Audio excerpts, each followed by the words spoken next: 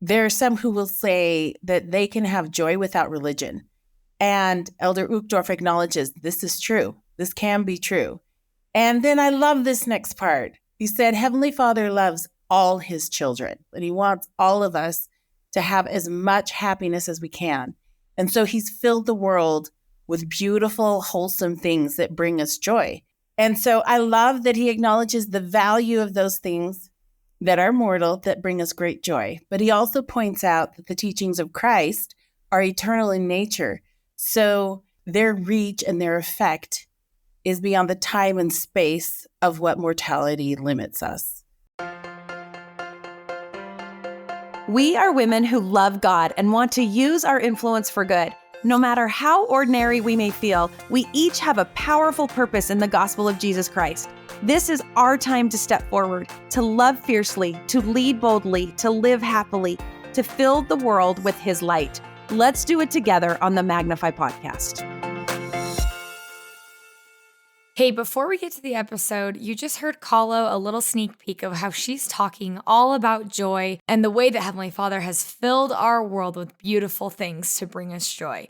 So we want to remind you really quick about Lift Up Your Heart, a Magnify gathering. Before we get on to the episode, we just got back from Plano, where we shared all about the miracle of joy, courage, peace, faith, and hope. And it's not too late for you to go to one of our events. You can register now at magnifythegood.com/events or head to our show notes where we have a link.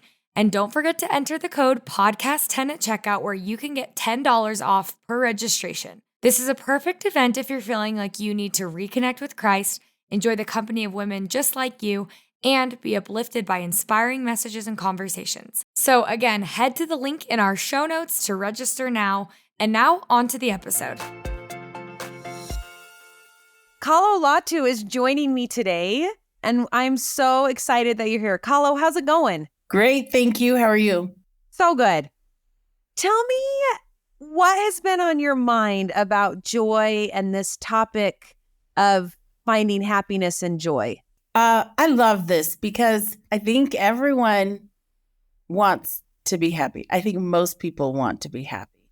And how to attain that happiness is a big subject, I think, on lots of conversations that are happening around the world. And how do we seek happiness and joy? And it's just thinking about the ways to find that, effective ways and meaningful, lasting ways, and that whole process. I've just been thinking about that, especially with Elder Uchtdorf's talk, and I love the insights that he shared. I know that there was a quote from Elder Uchtdorf that has been resonating with you. What specific quote stood out to you and why? Well, two.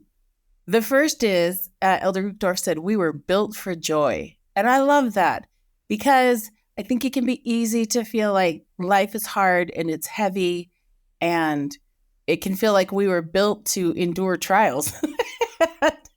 And the gospel of Christ teaches us that while trials are an essential part of our progression, the end goal is joy. And Heavenly Father wants us to be happy. And when I really think about the plan of salvation, that is the end goal of the plan of salvation, eternal joy, right? And so I appreciate that Elder Uchtdorf starts his message that way. We were built for joy. And then he continues with this, and I love this statement for many reasons. But what he said is, there are some who will say that they can have joy without religion. And Elder Uchtdorf acknowledges this is true. This can be true. And then I love this next part. He said, Heavenly Father loves all his children. Not just, this is me, not just the ones who are members of his church, but all his children throughout the world. And he wants all of us to have as much happiness as we can. And so he's filled the world with beautiful, wholesome things that bring us joy. And I just love that. I love that sentiment that Heavenly Father is aware of all his children, both in and out of the church. I think about the things that I've spent a lot of time on in my life. I'm a musician and I love music. I just love it. And it does things for my soul and my happiness that nothing else does. It just speaks to me. And I've spent a great part of my life developing skills to help me use music as a means of expression. And it's actually how I make my living. So I've spent a lot of time doing it. And so when Elder Uchtdorf makes that statement that the Heavenly Father's filled this world with beautiful things, I totally understand that, because music is that for me. And other things. I mean, that's a big thing for me that I've taken lots of time and effort to. But there are also, lots of little things. I love eating out at new restaurants. I like trying out new recipes. I love pickleball. And I love hanging out with friends and doing things. And all of those things bring me joy. But Elder Uchtdorf continues and he says, all of these things that Heavenly Father filled the world with, they are mortal in their creation. So there is a limit to what they can do. And there will come a point where they cannot satisfy the needs that we have, because they're mortal, right? And there's nothing wrong with that. But and it doesn't mean that they don't bring joy, because they do. Oh, absolutely. And I think about I thought about this a lot. I think about times in my life where things are really hard. And all the things I've named for you, I did turn to those to try and make me happy, right? And they don't quite do it. They can sometimes give you a little bit of respite, but they don't bring peace, right? Which is something, because they're not lasting. Right. Well, and as Elder Uchtdorf said, they're mortal in their nature, and the teachings of Christ are eternal. And so I love that he acknowledges the value of those things that are mortal, that bring us great joy. But he also points out that the teachings of Christ are eternal in nature. So their reach and their effect is beyond the time and space of what mortality limits us to, right? I like this idea that he has more to give, right? It's not just that these can't bring joy, because they can, but they aren't lasting, and there's more. It's not right? There's more. Right. He has so much more to offer us. Well, I've thought about this a lot, because I have many non-LDS friends, and I have many friends that have left the church, and that has not diminished my love for them or the strength of our friendship. But I have thought often about, what is my reason? If the moment were ever appropriate, why would I say, come back? This is what I've concluded in my life experience, which may be different in 10 years. So maybe we have this conversation again in 10 years. We'll see how much this has changed. But the trials that we have in life can really affect and color how we view life itself. And then in turn also determine how we act and the choices we make and the life that we have. And not just for this life, for the next. So this, for me, underscores why it's so important to know how to navigate moments of uncertainty and hurt, because it does affect in a very large way what happens from this point on. And that is the value for me of the teachings of Christ, because it teaches us how to both exist in that moment, but after, right? Sometimes we all will have moments in our life that are devastating in the depth of trial it is for us, but also in the effect they have. And we may feel in those moments that we can't have joy. And that's why I say that first statement, we were built for joy. And the teachings of Christ teach us they give us the perspective of how to understand difficult things, right? And how to stand in the midst of all that uncertainty and still feel hope and still feel trust in the existence of a Heavenly Father who knows the bigger plan, and that there is joy at the end of this. And so if you're still suffering, it's not the end, because that's not what Heavenly Father intended for us, right? But if you don't have that perspective, that eternal perspective, I think it can be very hard. And like I said, it can color your life for from that moment on. I also love when he says, contrary to the popular belief that we should seek for an endless sequence of highs, and that is the definition of happiness, the truth of the matter is that God weeps, and therefore we too will weep, right? And that joy and grief are inextricably connected. There's no way to have one without the other. And I find great comfort in that. It's not that you're doing something wrong. Sometimes that's just life. Well, I think sometimes we look at these emotions and we think worry, doubt, fear, anxiety, like those are bad emotions. And they're not bad. They're human emotions. That is part of our journey and our path, that he created both light and dark. So in those moments where we're not okay, Kalo, what helps you hold on to the fact that you were built for joy? I think knowing that it is part of the process, right? There's an analogy that I heard that has always stuck with me, which I think applies in this instance. When I teach music, right? And in one of the articles I was reading, the author made the point that we need to teach each other and teach our students that it is not practical or realistic to think that we'll be good at everything instantly. And just as we wouldn't criticize a baby for not being able to walk without falling, we should not do that with each other as we're learning new skills, right? And I've never forgotten that. And the author also made this point. When the baby takes a couple steps and falls, we cheer the baby on, right? We don't think, oh, something's wrong. Something's wrong with this child. Why is this child not speaking to me in 4 different languages and running, right? We acknowledge the progress that's happening. And I think that I love that the teachings of Christ give me this eternal perspective. There will be times that are just hard. And it's just, it's not, sometimes they come because of foolish decisions we've made. But also, like President Packer said, I remember him saying this, I've never forgotten this. He just said, life is unfair. And I don't know if this does this for anyone else, but for me, it was like this big relief of, oh yeah, that's right. Life is unfair. I just think there must be something I need to learn. And I don't like suffering. So I do spend a lot of time saying, just help me see what it is you want me to learn so we can get through this.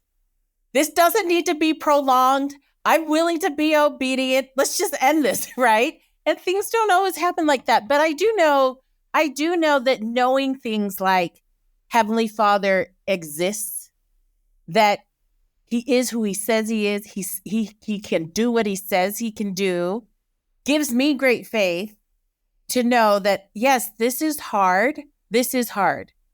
But I trust in Heavenly Father, and I know that I'll come out at the end of this and I'll be fine.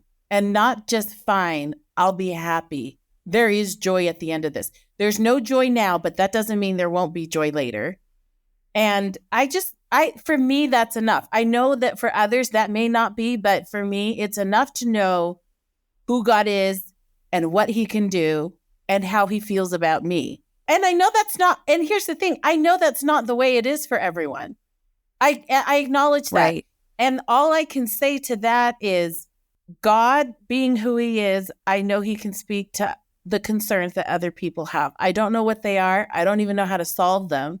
But I do have complete faith that if they'll take it to Heavenly Father, if they'll take their concerns to Heavenly Father, he can specifically speak to the concerns in their heart that they may not even know how to enunciate, right? But the end point is what Elder Uchtdorf says. We were built for joy. So there's no need to go through life and think that God hates you, that the hard things that are happening to you are a result of someone not loving you, right? The Heavenly Father not loving you. Yeah, you've quoted that one line a lot, which I love, that you were built for this. So why is that so important for you? Like, what changes in your heart when you think I'm built for joy? that's so important because sometimes people will look at the commandments and the teachings of Christ and think this brings nothing but misery. There's so much restriction, and I would just be happier if I didn't have those rules, right? And another one of the lines that Elder Uchtdorf quotes, he paraphrases a popular country song, and he says, in explaining why, even though so many people want to be happy, why are so many not happy despite their endless pursuit of being happy? And he quotes this Because we're song, and he looking says, for joy in all the wrong places, looking for joy in too many faces. right? Yep, that one. Right. And I think that's so true. This is why I keep saying we were built for joy. Those commandments and the teachings of Christ, while they are restrictive, their end goal is to bring us the maximum amount of joy that we can have. I think that is a fascinating thought because, the fastest growing religion is irreligion. And also, I just looked at this study, and there are more adults who are claiming that they are unhappy in 2024 than they were in 2023 and in 2022. So if the fastest growing religion is irreligion and our happiness is declining, what about the teachings of Jesus Christ bring lasting happiness for you? Well, perspective is everything. Perspective is everything. I heard this once. If you look at a certain object and it's right in front of your face, it's the biggest thing in your line of vision. Nothing is bigger. You take 5 steps back and you see it in context, and then your ideas and your perspective of that object are completely different. Because in that moment, you can feel like there's no joy in the world, right? I agree with Elder Uchtdorf. Everyone's going to feel them. There's no escaping it. Despite the endless pursuit of highs, right? There's no way to escape that. That experience is just part of being alive. So I think being able to see your experiences in the context of eternity makes it easier. And, Elder Uchtdorf, he names 3 things that will help us find joy, right? And one of them is seek for joy. He says, you will find what you are looking for. Have you had an experience trying to find the joy? Oh, yeah, lots. Every time I'm unhappy. And I think that, and again, I'm going to say this works for me, but I understand that my experience and my personality is different from everyone else. But the one thing I think we can have in common is where we turn to find joy, right? I'll say there are times when it just is difficult to seek those right things, to seek the joy, to find the joy in the middle of difficulty, and doing things like going to church, even if you don't want to. I always say, just go. And even if you take a nap, as the Elder Uchtdorf has said, no sleep better than church sleep. Than a church sleep. And just get yourself to the temple, put yourself in places where God can speak to you. Sometimes when we're suffering, we're just so consumed by the weight of that experience that we don't allow any other influences to come. We don't allow for the Spirit to come to us. But for me, those things work. Going to church, going to the temple. And then one of the 3 things that Elder Uchtdorf says, in addition to seek, is to also share and serve. And I can testify to the truthfulness of that teaching. Tell me why, because I think sometimes that can feel overwhelming when maybe we're in the thick of it. The thought of having to go serve someone else when we can barely make it to the next hour. Yeah. So what does that look like for you? And you just said you can testify to the truth of that. So tell me why you feel so passionate about that. Well, okay. Sometimes friends will share with me that when they think of service, they think of big things like make dinner and take it to someone. That's big.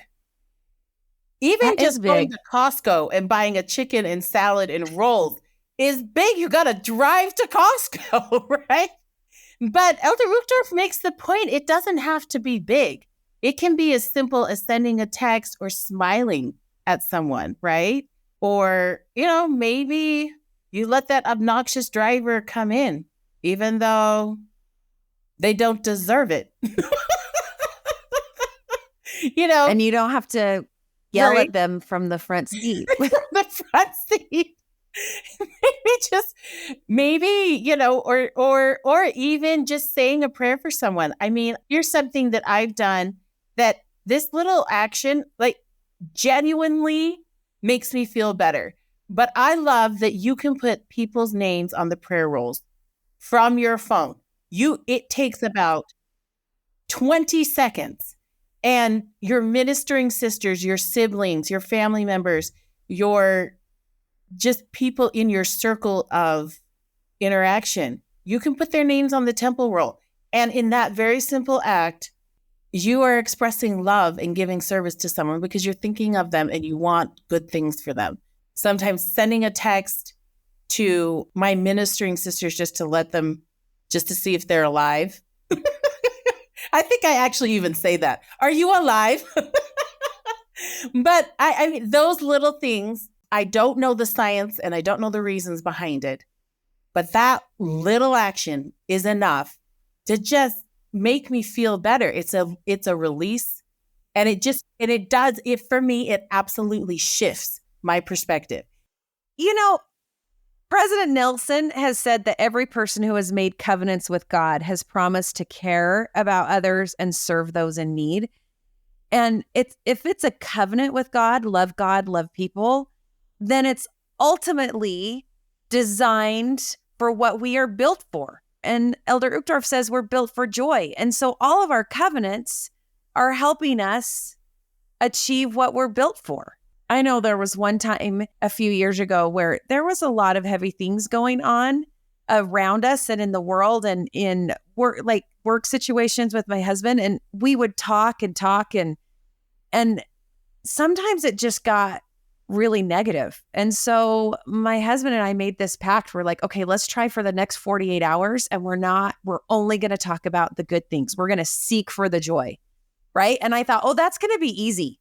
But it was challenging because he was always my go-to person. And we'd always kind of stop and then talk about positive things and the good things about our children, our lives, our jobs, everything. And it was amazing in that 48 hours, kind of what switched in my head. And Elder Uchtdorf is saying that it's the little things, it's seeking for it, it's serving others and drawing near to God. And those little things add up. And I just want to know, Kalo, how do they add up for you? Well, one of the things I love about your story is that there are some that have a misconception that they've got to do big things all the time. And that just causes us to run faster than we're able, which we are warned against doing, right? Don't do that. And just do little things like be nice. Set a goal. I'm going to be nice. Sometimes that's not so easy. Maybe just smile. And but also because, I think of things in my life. One of the things that I've had hard things happen to me, as I'm sure many have. And, sometimes maybe I didn't handle as well as I should have. But overall, I think that things that what's made it easy for me is that I had parents who taught me very early to do the little things consistently. And I would say that that's, if I were to share with someone who was unhappy how to find joy, here are these little things you can do, like draw near to God, however that is for you. Pray, read your scriptures, go to church, and serve others and look for the good in your life. You do little things like that every single day, and the collective effect is what pulls you through. It keeps you close so that God can speak to you, so that the Spirit can speak to your heart and teach you, right? This principle of a pattern of consistent small acts is not one that just applies to gospel eternal principles. It's one that applies to life. I mean, that's exercise. You can't go run half a marathon and think you're going to be at your ideal size. Like no exercising before then, right? It's the collective effect of many consistent efforts over a long period of time that allow you to do the great things in life and find joy. Joy is one of the great things in life. I'll share this because this has been meaningful to me. I've seen part of the beauty of being in a community of disciples of Christ is you get to see people at different paths on this journey, right? Those who are new and those who've been doing this over 20, 30 years. And I've been blessed to be surrounded by leaders and other members who've had lifetimes of services, right? Service. And so when you ask me, how does service bring joy to you? Well, I'll share this. So often, I didn't understand this when I was younger, but I understand this now. Often, the most meaningful service we can do for others comes at the most inconvenient times.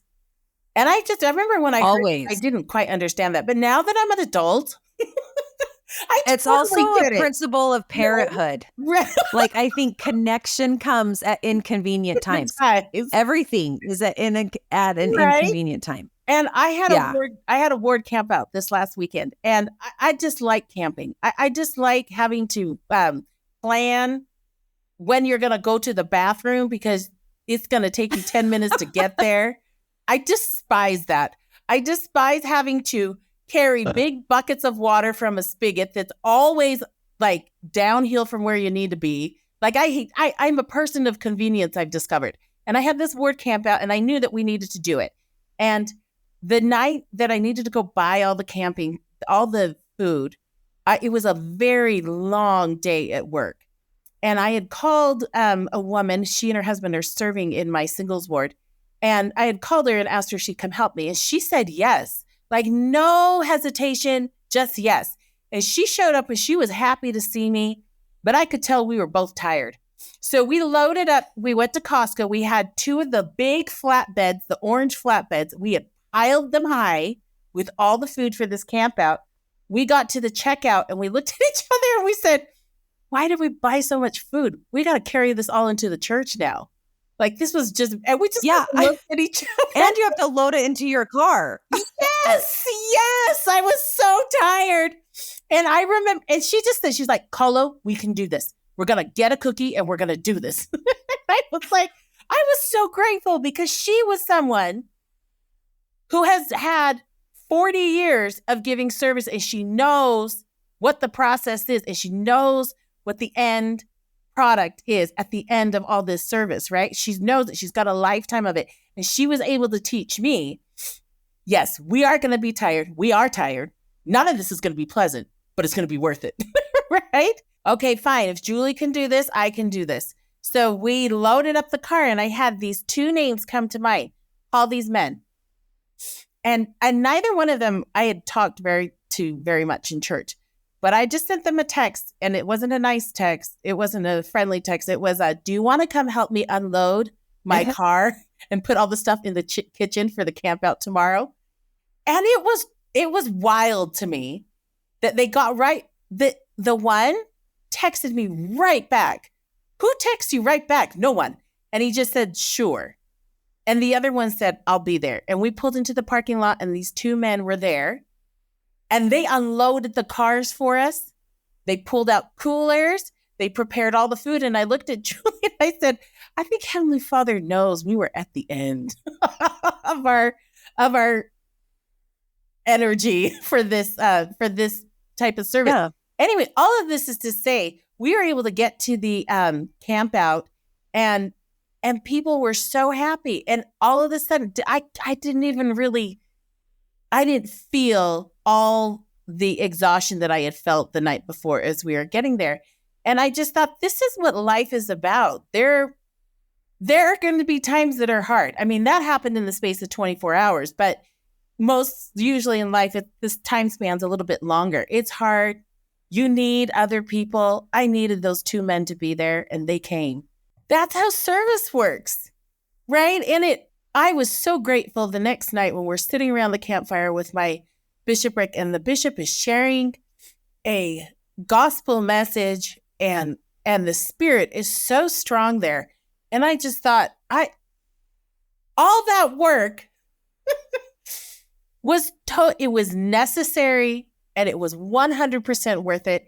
And those two men, I love them because we needed help and they came. And that's a testament to me that when those opportunities arise for me to give service, that was Heavenly Father telling me, keep going. This is worth it, right? You are where you are supposed to be. Keep going. In, the long arc of life, we will have many short experiences like that where things are difficult, but we just need to keep going. And Heavenly Father will send people who will serve us. He will give us opportunities to serve others, to be that person that comes to help someone in the midst of their trial. And it brought great joy to me. I think those men were happy. They seemed happy. They said hi to me at church the next day. And they were happy at the camp out. But I think that experience and countless others have taught me that service does bring joy. It brings joy to those on the receiving end, but it also brings joy to those on the giving end. So as you've kind of been thinking and studying about joy and how we are built for this, what would be your small and simple challenge for us this week to be able to experience more joy in our lives? Choose joy. That's what I would say. Elder Uchtdorf says, seek it. You will find what you're looking for, right? And I would say choose joy. And by that, I mean choose to walk the path of discipleship, because that's what will bring you joy. Like we explained earlier before, there are many things in this world that are beautiful and that bring us joy. But the eternal lasting ones are outlined and taught to us through the teachings of Christ. Thank you so much for being here, Kalo. I love that idea of choosing joy. And I think collectively, if we can collectively choose and search and find the joy, it always is helpful for me when somebody else is noticing the good. My brain kind of has a tendency to start noticing the good. And so maybe we can do that for each other this week and join in on the conversation at Magnify Community. I'd love to hear how you find joy in your life. Come on over to Instagram and share.